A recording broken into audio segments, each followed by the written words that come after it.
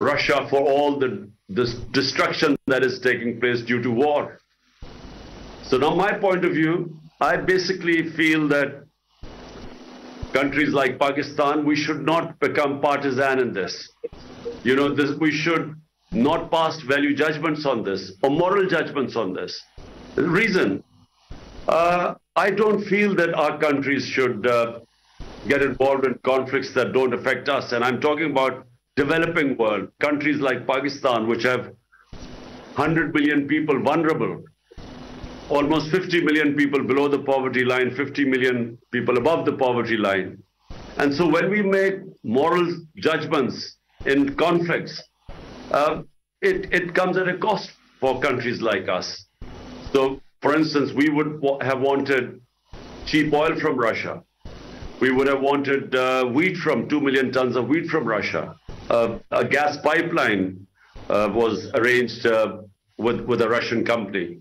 So all that gets affected the moment you take sides. And you know, our neighbor India, which is a part of the Quad, which is a strategic military, economic military alliance with the United States, India abstained in this because they too felt that they needed cheap oil from Russia.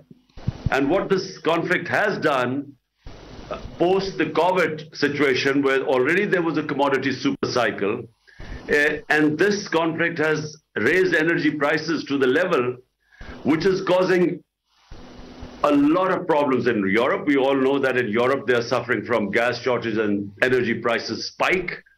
But in the developing world, it has caused a massive problems in our balance of payments, because it has just, the oil prices going up, I know they're coming down now, but that caused an enormous problem for countries like us. So therefore, my take on this, there are 2 points of view.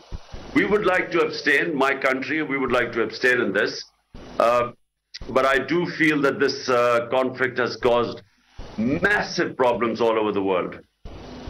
Thank you very much for your answer. The next question is about China, and always will ask that question. Keeping